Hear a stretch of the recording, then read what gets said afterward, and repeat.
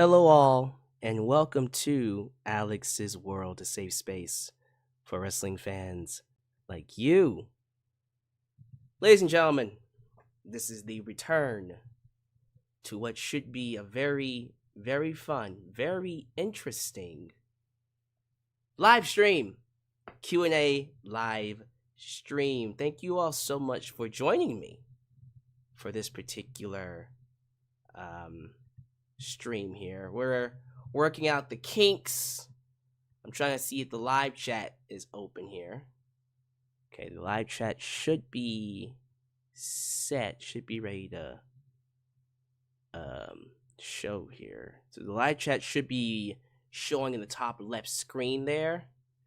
Let me test it out really quickly. Make sure people. Oh, okay, there it is. Might be a little too small for my liking, so we will definitely make that bigger in the next stream. As I said, we're working out the kinks here. But you do see the live chat right there. It's a simple, easygoing live stream. I'm not trying to,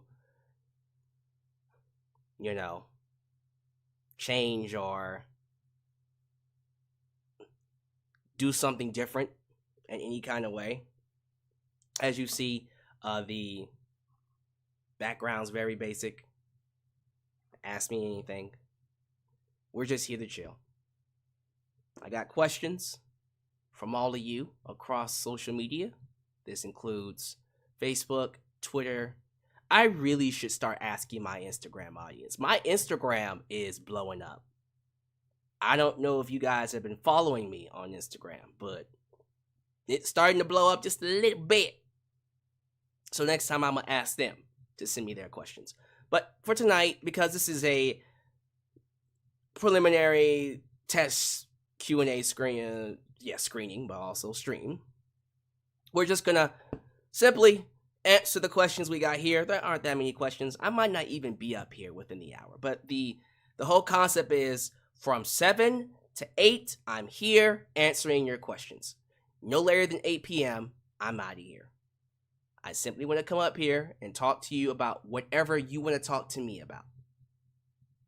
And we just going to have a good time. And if this continues to get people to participate, sending me questions, gets views, we'll keep doing it. I stopped doing the Q&As for the simple fact that my schedule got way too busy. Because back in when did I start this? 2012, 2013, 14-ish? I think I started this at the beginning of my YouTube channel. Well, when I started this, it was just WWE reviews. Yes, there were other companies like TNA and stuff, but I was mainly doing WWE reviews. And so I had a whole week in between Raw and SmackDown to do something, and came the Q&As.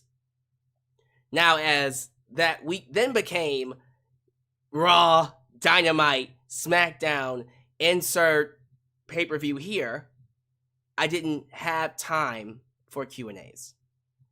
Well, as your boy becomes a lot more well-known, he has now expanded his brand into the podcast market, I'm going to need more content. Thus, we have returned to the Q&As. And so it simply goes like this. Send me your questions, whether it's on Facebook, Twitter, in the future, Instagram, YouTube community tabs, even here in the live chat. I will answer as many as I can within the hour. It's as simple as that. And yes, that does include questions not related to professional wrestling. You don't just have to ask me about wrestling, but understand this. And I did an interview with, what was his name? It was someone from Fightful Select. I did an interview with someone from Fightful Select, and I told him, you can ask me whatever you want, but don't get mad at the answer you get. Because I'm going to tell you how I feel. I'm not here to, tell you what you want to hear. I'm going to tell you what I feel. Now, some people don't like that. But that's just how it is. I'm real like that. So we're going to definitely see how well this does within at least the next 2 months going into SummerSlam. If these live streams continue to get people sending me questions and a good turnout and good viewership, we'll keep it going. And then if it doesn't, okay, we'll just cut it and then we'll come back to it next year and try again. Couldn't hurt, right? But I think we got the gist of what we're here for. So, without further ado, let's get right into it. Let's start the stream, ladies and gentlemen. Let's start it off with some music first off. Let me put that music on. Y'all didn't think I was going to come with the music, did y'all? Oh, snap. Oh, snap, Alyx. You got the music? Yeah, I got that music. How does that sound, by the way? Is it too low? Let me know if you can hear the music. I'll probably have to turn it up a little bit more. Again, this is a test stream. This is why we're doing this. Sometimes... One second. Y'all didn't think I was going to come with the music, did y'all? I don't even think I hear it. Oh, snap. Let me turn it up a little bit more. Snap. You got the music? Yeah, I got that music. Okay. How does that sound like? I think that should do it. I think we're good. Let me know if you can hear the music. I'll probably have to turn it up a little bit more. Again, okay, I think we're good. I think we're going to stop right there. Everyone's saying it's alright. Hopefully that works for y'all. Just let me know if I should turn it up a little bit. I think we're okay. Well, regardless, I think this is a good time to start with the YouTube questions. We're going to go ahead and start things off with the YouTube community tab. The people who sent me their questions there. And the first question is a TNA question. Look at that. Check this out. Steve asked, with the recent financial struggles of TNA, is it possible that TKO will be buying TNA? What will be the effect if that happens? I think TKO already has its hands full with just WWE and UFC. If you bring in TNA, that's a whole nother brand, a whole nother market that requires more resources. They have to hire a whole new team because you also have to consider the fact that this is something that's going to affect your reputation, right? Because when we talk about bringing in a new promotion or just anything new related to sports, you're not just bringing in... Super chat, ladies and gentlemen.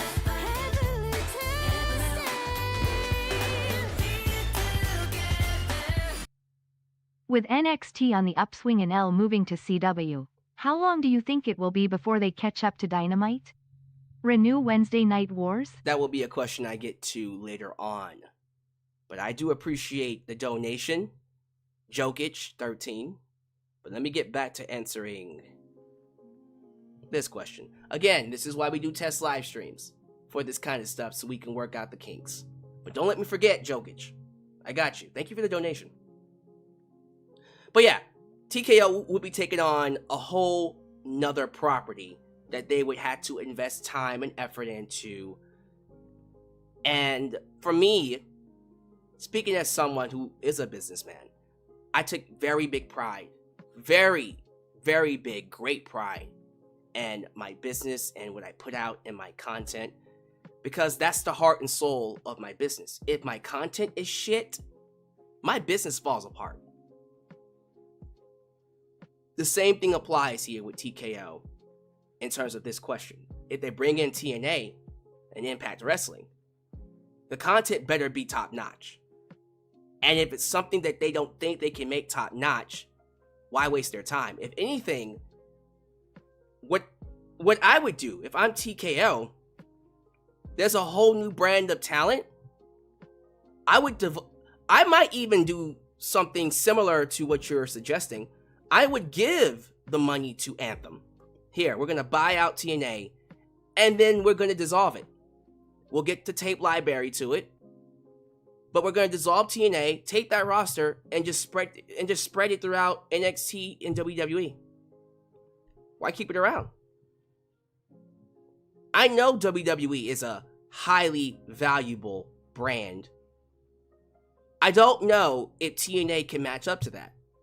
So if I was TKO, I would dissolve TNA and just spread the talent throughout NXT and WWE. I think this working relationship, I don't think it's more so to help TNA, even though it will help TNA in the long run. At the end of the day, it's just good business for everybody. This is more for WWE. This is more for NXT. Again, my properties, my brand comes first. Now, is it possible they could purchase TNA and then just add that brand amongst the UFC, WWE, other stuff? I mean, they could. But what value would they be getting out of that? TNA is not necessarily lighting the world on fire in terms of ratings, in terms of popularity. It has its niche within the niche. Just like AEW, they have their niche within the niche. But it's not growing. So I don't see it happening. I just don't. But I could be wrong.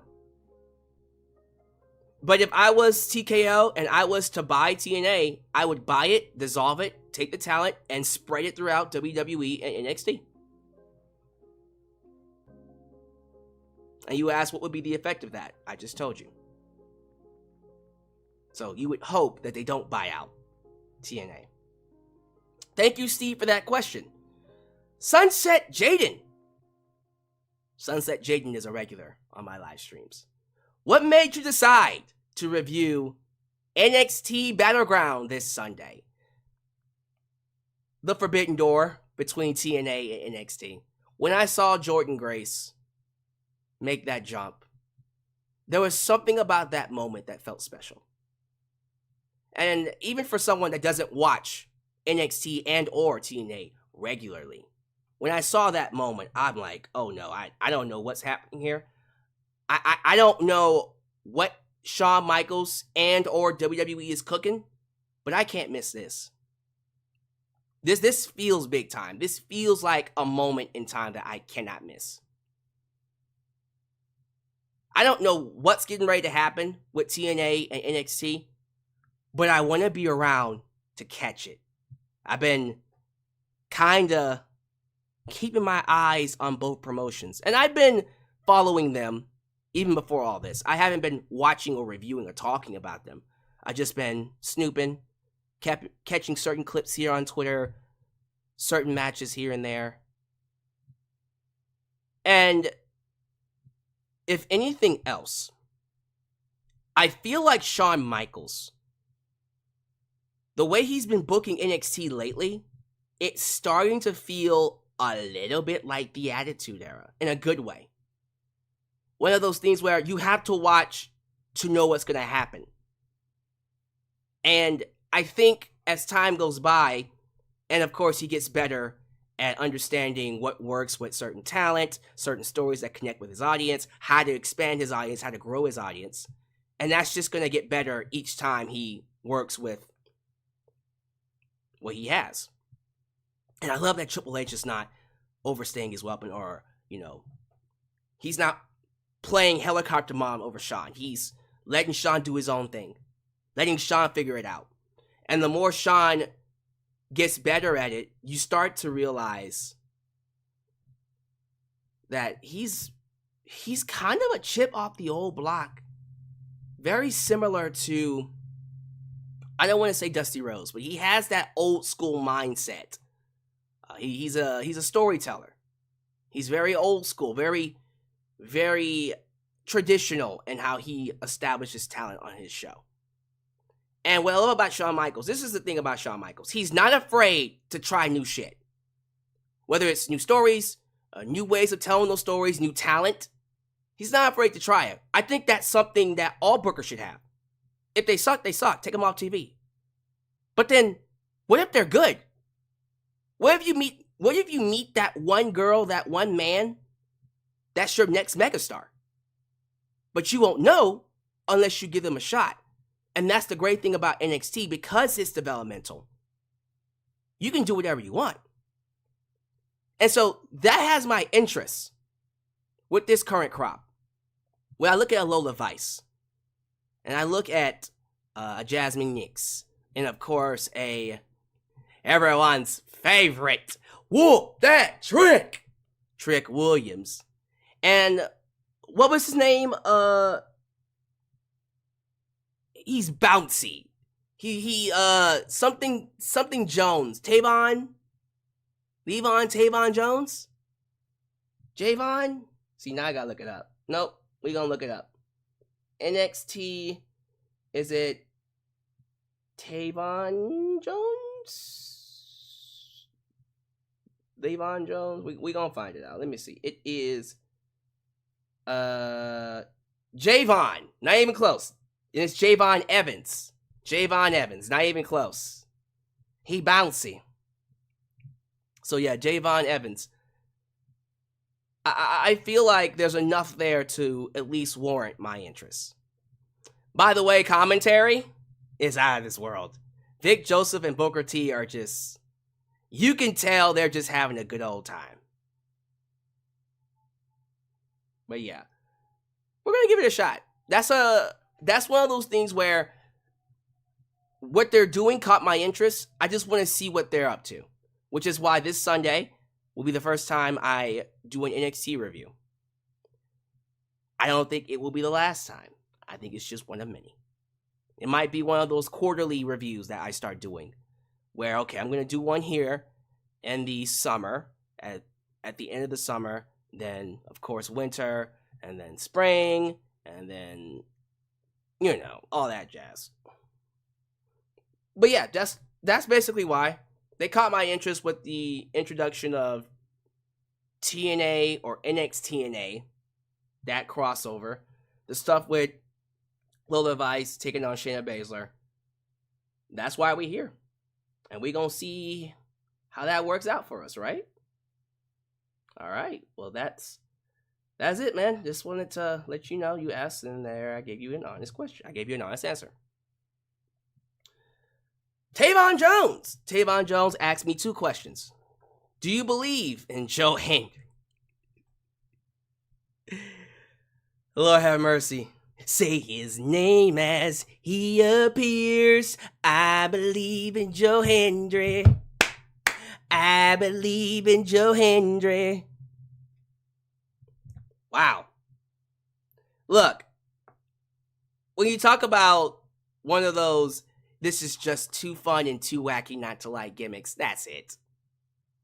I've seen enough of Joe Hendry on Twitter. Matter of fact, wasn't he in a tag team with, what was his name? It was an Asian wrestler. It was da-da-da-da-da-da, Joya, da-da-da-da-da-da, Joya. And I remember doing a live reaction to the anniversary of TNA, right? I remember that tag team, and I said, I actually like this tag team. Wasn't he one half of that? Yep. I actually do believe in Joe Hendry. I think he's a fun gimmick. And sometimes you just need a gimmick that's fun. Something that people can just enjoy. I don't need Joe Hendry to be a world champion. I don't care if he ever wins a belt. I enjoy him.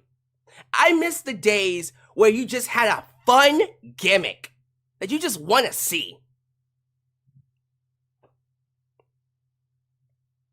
But yes, I do believe in Joe Hendry. Question number 2. What exactly could WWE and TNA do to not make this partnership one-sided? Send AJ Styles to TNA. If you send AJ Styles to TNA and he has a feud with whoever the current TNA World Champion is, I don't know, you tell me. Who's the current TNA World Champion? I really don't know. Is it Moose? I think it might be Moose. I'm thinking it's either Moose or Alex Shelley. Can't remember. But whoever the current world champion is, if you send AJ Styles to wrestle that guy, I promise you, whatever deal they had would have instantly been worth it. AJ Styles has to. If you're going to do a WWE TNA crossover, you cannot pass up the opportunity to have AJ Styles make that crossover, that jump back to TNA, even if it is for a short time. And it is apparently Moose, who's the world champion. So yes, you got to send AJ. Have to. It is an absolute must. You got to have AJ appear at least one time on TNA before he retires. And that's how you not make it one-sided. Magnificent Mucker. Do you think Cody Rhodes' title reign has been boring so far? Well, to be fair, it's only been 2 months. I don't think it's fair to judge a title reign fully off of 2 months. But you did say, do I think it's boring so far? So far, yes. I don't think they've done much with him as champion. I have not been impressed. I don't think it's terrible, but I'm not jumping up for joy at all when it comes to this title reign. It just feels like a very basic, ho-hum, babyface title reign. You got the Dave Meltzers praising it because apparently Dave Meltzer loves Cody Rhodes now for some reason. But I just feel like he's been booked so strong. He's so overpowered, OP, to the point where there's very few people who can believably beat him. Right? It was the same issue with Roman Reigns. Roman Reigns was booked so strong and so overbearingly overpowerful that anybody believably who came up here to challenge him, very few could make you think he could lose. And that's how I feel with Cody. When they sent him against AJ Styles, I'm like, well, that's a nice little feud, but there's no way AJ can beat Cody. Logan Paul, that's a nice little feud. There's no way Logan can beat Cody. Now they're doing AJ Styles again. So there isn't really much to this feud. And there won't be much until he fights The Rock, Roman, Randy, maybe Seth, so on and so forth. Yeah, that's my answer. I'm not really all that impressed with it, but I don't think it matters because it's only been 2 months. Ask me again in 6 months. In 6 months, I will have a decision. Black 8891. Honest opinion on Jey Uso. I think Montez Ford should be in that spot. Ironically, I don't see Jey as a main event player. And I did see another question asking me, is Jey Uso overrated? So I'll do both of those here. I think Jey Uso is well deserving of the spot that he's in. I've always thought he was a good wrestler. I've thought him and Jimmy, since they debuted as the Usos with Tamina back in 2010, they've always had that upside to me. They've always come across as stars. Could I have seen how big he would be 14 years ago? No. Absolutely not. There was no way. There was no way I would have ever anticipated Jey would be this hot. I don't think it would have been possible. I think he's good. I think he's very funny. I think he cuts good promos. I think he understands psychology, how to work with the crowd. I think his work with the Bloodline storyline should prove to everyone that when it calls for it, he can be a very good storyteller. He can make anything he's involved in work, mean something. He adds to whatever storyline, whatever feud they throw him in. Is there a side of me that thinks he's being pushed too hard? Like this idea that he's a main event player. They call him main event Jey Uso. The thing with Jey Uso that I feel, and you asked me my honest opinion, I feel they might need to watch out for. Jey works very well with certain main event players. Jey Uso and Sami Zayn, great chemistry. Jey Uso and Roman Reigns, great chemistry. If you did Jey Uso and The Rock, I could see that working. Jey Uso and Seth Rollins. Jey Uso and AJ Styles. That's something that Jey Uso's missing. He can feel like a main event player, but not with everybody he wrestles. And that's kind of a problem Cody Rhodes has, too. Cody Rhodes, I'm not saying Cody Rhodes isn't a main event player. He's been a main event player. In my eyes, he's been a main event player way before he became a main event player in WWE or AEW. But Cody Rhodes isn't someone that can elevate everyone around him. And I think that's a trait all main event players need to have. And Jay's lacking that. But he's good. Do I think he's overrated? Absolutely not. I think the type of popularity he has, he's earned it. I see nothing wrong with him. I understand that fans have turned on him since he beat Ilya Dragunov in the tournament. And again, I just personally feel like when you've been here as long as he has, and he's shown you with the storylines he was given, how well he can work, and if given the right material, he can be a main event player. No, I don't think he's overrated. I think fans have given him exactly what he has deserved. He's earned his popularity now. The guy comes out, the crowd goes crazy. One of the most popular wrestlers today. Period. End of story. You don't gotta like it, but that's what it is. No, I don't think he's overrated, and that's my honest opinion. And that's all I gotta say about that. Frederick, what do you think AEW could do to reignite the fire they once had and bring in more viewers? Get rid of Tony Khan. I'm not saying get rid of him completely, because it's still his company. I'm talking about more so from a creative standpoint. Tony Khan needs to understand what he thinks, what he likes. He needs to understand just because he likes it doesn't mean everybody likes it. I think part of the reason why I've completely gone cold on AEW lately is that it stopped being about pleasing everybody, or not even pleasing everybody, but pleasing the audience. Putting the people on screen that fans want to see. And it became more about what pleased Tony Khan.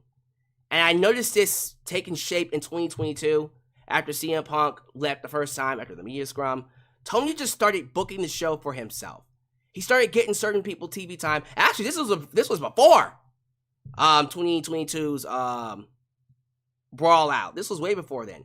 The show started to feel less congruent. And certain TV personas, certain people were getting more screen time than they really, really should have. And then after a while, they would just stop getting TV time because Tony got bored of them. That was a trait that Vince McMahon had that I completely hated. So if you want to get TNA, oops, made that comparison too. If you want to get AEW back to what it was in 2021, Tony Khan has got to get back to its roots. You need to have certain people writing for certain divisions. Deviate the responsibilities again. Have someone writing for the main event. Have someone writing for the women. Have someone writing for the mid-cards, the tag team division, and so on and so forth. Have someone writing for Ring of Honor. Have people writing for Collision. and just be the guy that goes, yes, yes, yes. Don't know about that. Okay, sure.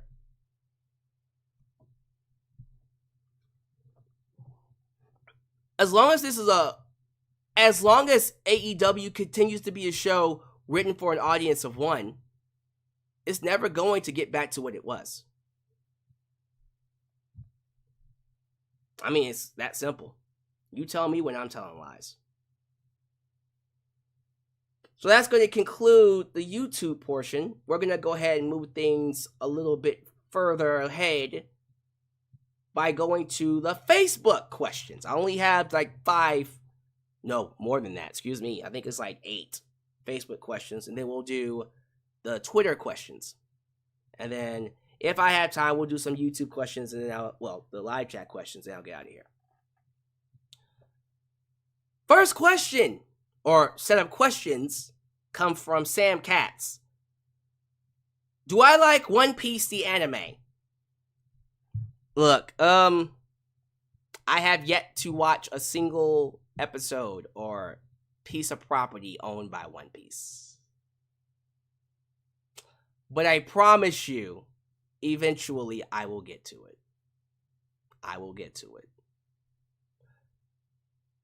I have started Bleach. I literally started Bleach, last year? I've caught up on the anime now, up to this current arc, the 1,000-Year Blood War arc. I have other animes I have to catch up on, but it's on the list. I hear it's literally the GOAT when it comes to anime. We will see, because eventually I will start it. Excuse me. What is your favorite Hashira? I'm assuming from Demon Slayer, right? Ooh, that's a good question. Let me pull up the Hashira, because I was gonna say Giyu. I don't think so. I might go with Muchiro. No, hold up. Let me look through it again.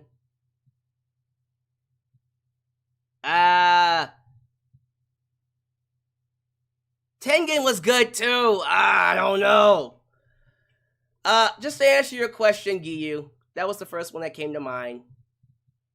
There's something about water bending, or, that water blade style that does it for me. So, for now, it's Giyu. Muchiro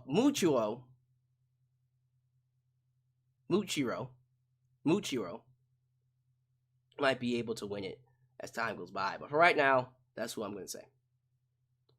Thank you for those questions. Again, you can ask me any kind of questions. Anime questions, wrestling, whatever.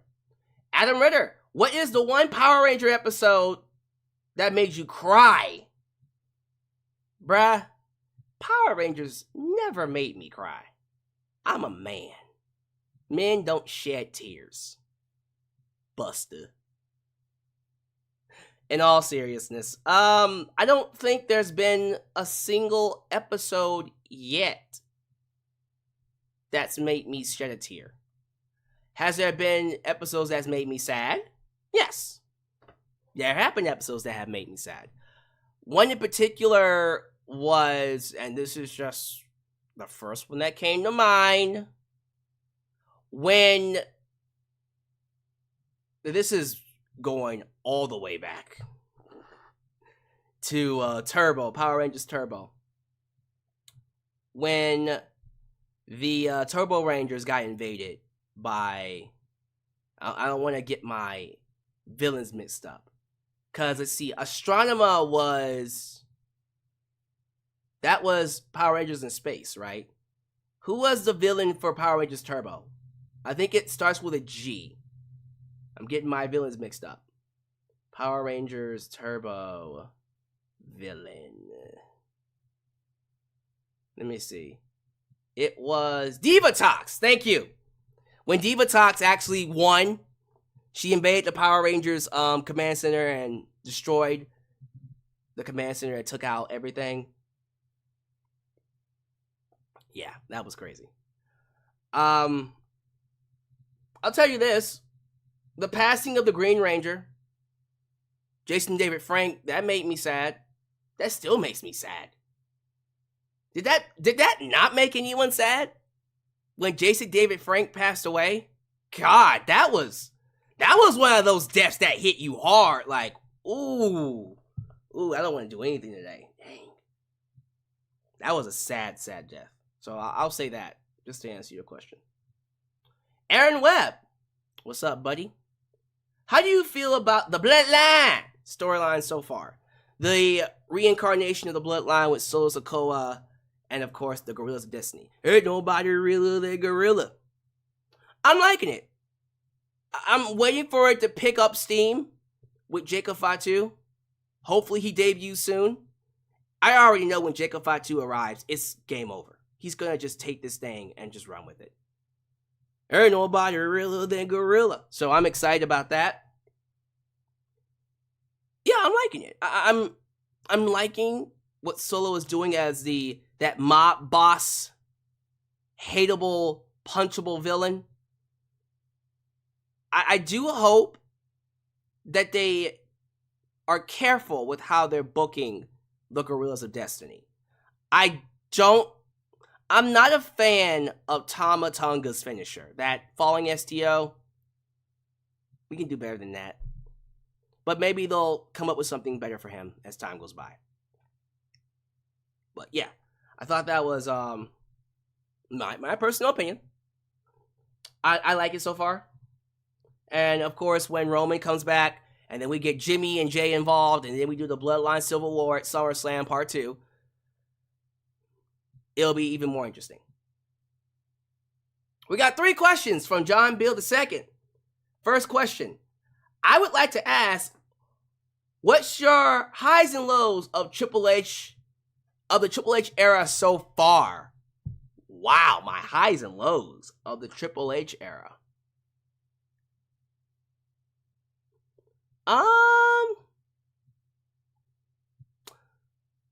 Those are good questions. It's basically been all high so far. I don't really think I've had an issue with much. I think the production has been a much necessary change. A necessary change for everybody. I love that they're trying different camera angles. I love that we're doing sky views and multiple different ways to showcase talent. I think that's just great. I think the stories are easier to follow. I appreciate the fact that talent are given TV time. As for lows, there are certain talent I feel that are not being booked to their full potential. Naomi being one of them. Maybe that can't be helped, but still. I'm also not a fan of how long the matches are. That's something about Triple H that kind of irritates me. Sometimes these matches go longer than they need to go. That's something AEW has a problem in as well. They need to understand, like, you can do an 8-minute match. Not every match needs to go 30 minutes. Sometimes they just need to go 7 minutes.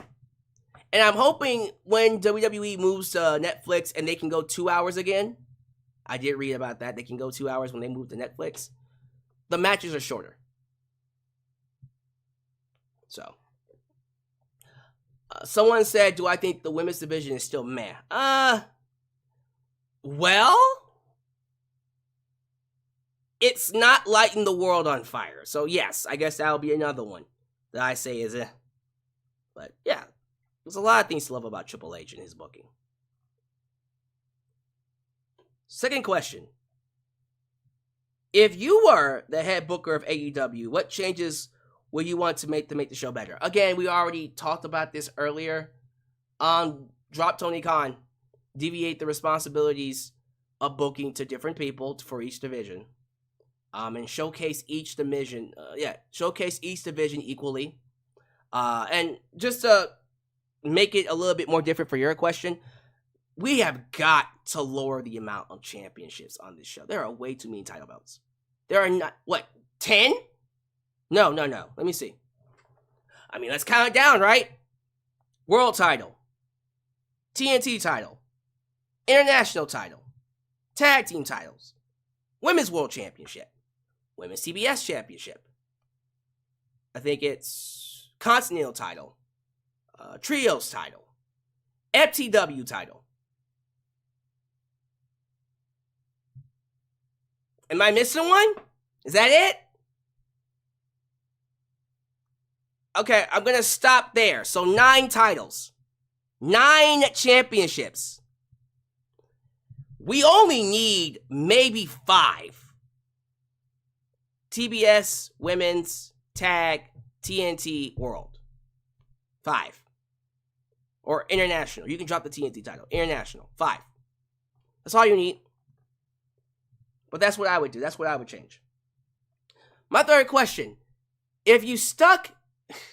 Okay. If you were stuck on an island with 1 or 2 women from AEW or WWE, who would it be?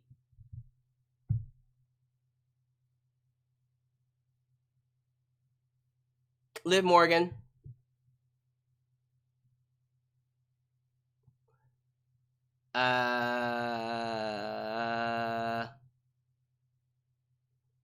God, there are too many women to pick from. Oh, God. Dakota Kai. There you go. Dakota Kai, Liv Morgan. Those are my types. You asked, and that's my honest answer. All right, I'm going to quickly move over to Twitter here because I'm running out of time. Thank you for the Facebook questions, ladies and gentlemen. We're going to go ahead and close things out with the Twitter questions, and I'm going to answer just a few of the YouTube questions, especially the super chat that I got. All right, so the first one, Otaku, with the signing of Ethan Page and an influx of talent expressing interest in signing with or working with WWE, I have 2 questions. Do you think the WWE is on the verge of once again being the dynasty that they once was in the Attitude Era? And who should WWE or NXT sign next? Yeah, Ethan Page joining NXT was a big deal. Massive deal. And the thing about Ethan Page is this. I'm not going to sit here and pretend Ethan Page is this breakout star, future main event player. He could be. I don't think he in particular right now is someone.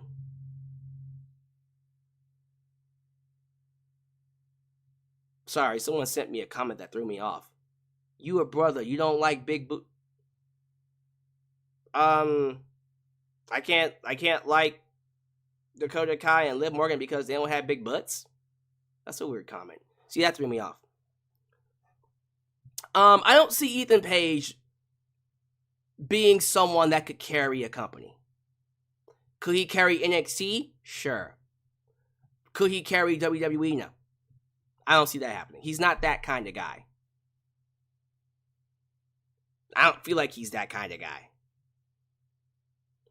Could he be in the future? Maybe. How old is Ethan Page? Let me ask. How old is Ethan Page? He's 34. 34? Gonna be 35 this year. Nah. I think Ethan Page is somebody that could he eventually become a major player for WWE and or NXT? Absolutely. But he doesn't need to be a main event player to do it. I see him being someone that could be a strong IC champion. Very strong IC champion. And that's good. I think that's a great spot for him. So when you got someone like Ethan Page coming in, and of course you're thinking maybe a Ricky Starks might want to come in. Maybe a Jake Hager might want to come back. And Arn Anderson might want to return. to WWE. You're asking, are we on the verge of recreating that Attitude Era feeling? My thing is, we've already kind of recreated it with the roster we have now. I think it sucks that most of the people that created it are hurt or on leave. But we have enough people to where we already have that feeling. We don't really need to add any more to get that feeling. So, if you just bring in more AEW talent, we're already just kind of getting that Attitude Era, like Dynasty, oh my god, Renaissance Era kind of feel. Right? So, that's an interesting question. The second part, who do I think they should sign to WWE NXT next? I mean, I already kind of told you. Ricky Starks, when his contract expires, you got to bring in Arn Anderson so you can give Cody someone to work with.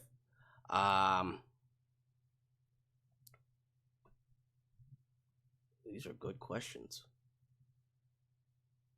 I don't really know if there's anyone else.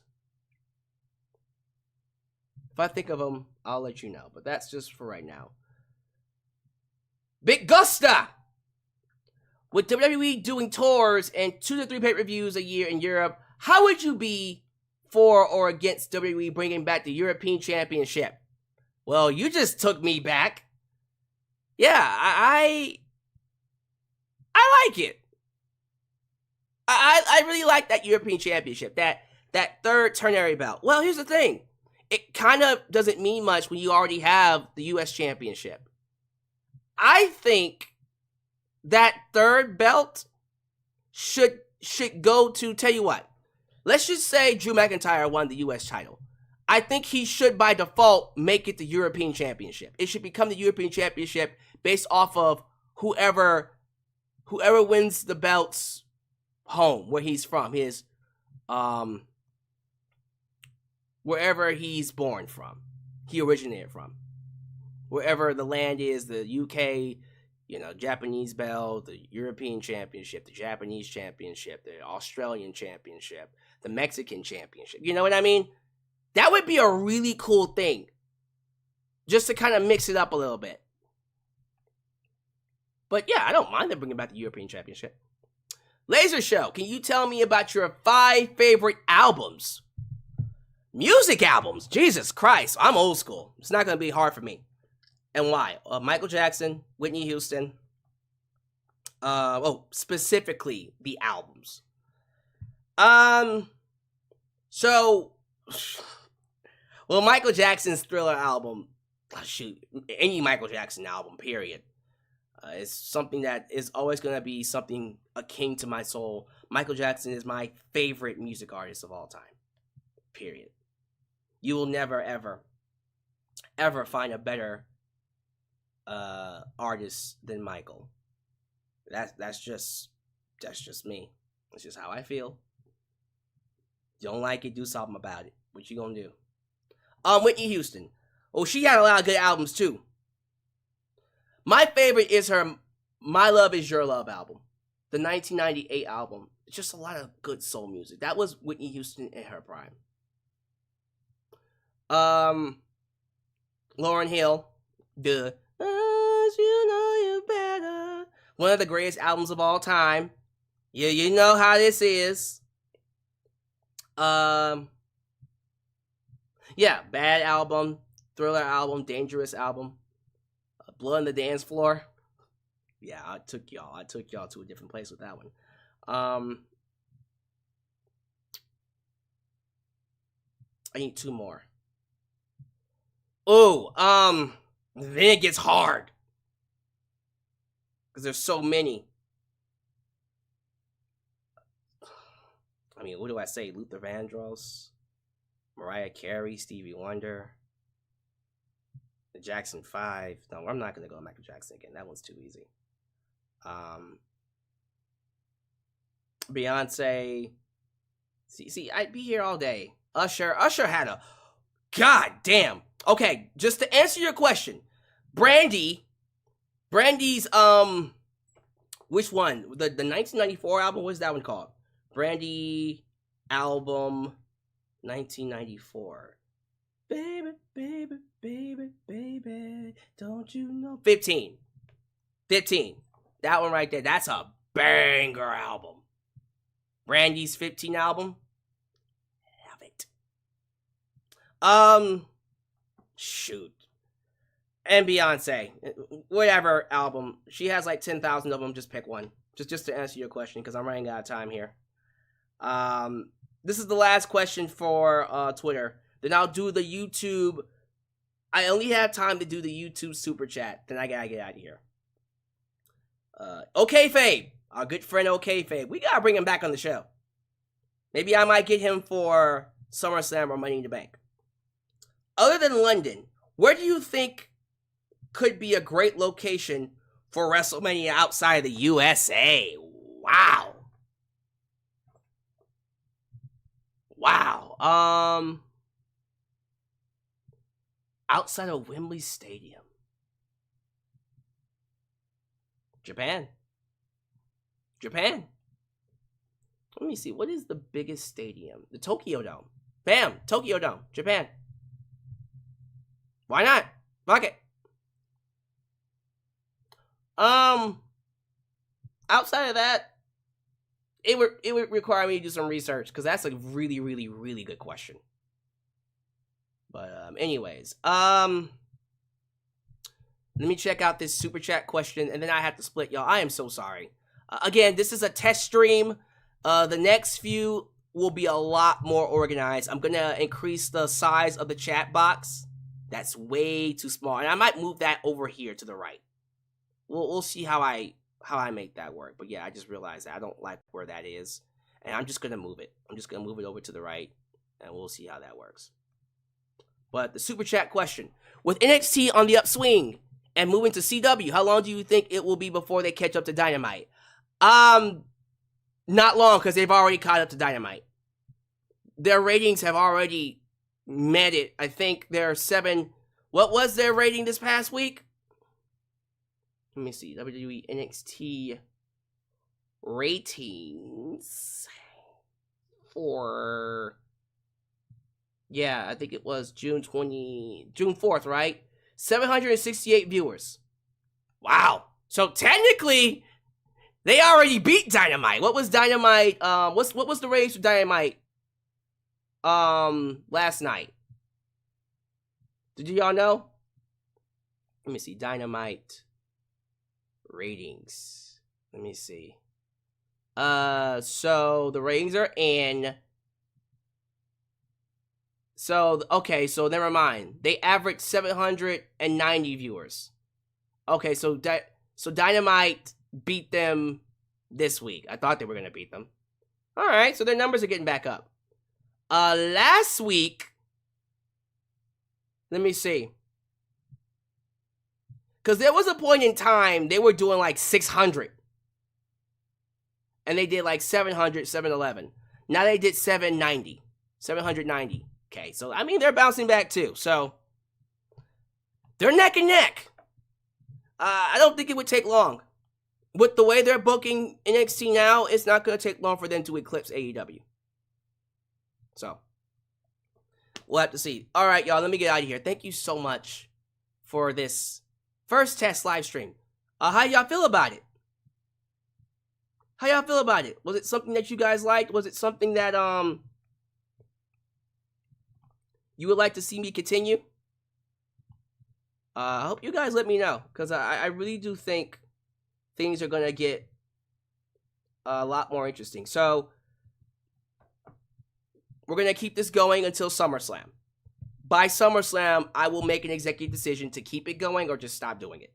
So what is that? 8 episodes? Within the next 2 months, we'll decide if this is something that I want to keep doing or not. But this will only be exclusive to YouTube. This will not go onto the podcast network. This is just something I do for YouTube. Everything else I do live will be for the podcast audience, as well as the YouTube live streams. The y'all. But thank you all for watching. Do all the YouTube things. Like the video, subscribe, and click that bell to catch all my content when it comes out. Follow me on social media, Facebook, Twitter, Instagram, TikTok, and donate using PayPal, Patreon, Cashapp, and Venmo. hey, take it easy, y'all. I'll catch you guys next time right here in Alyx's world, the place it is, was, and forever will be a safe space for wrestling fans like you. When you're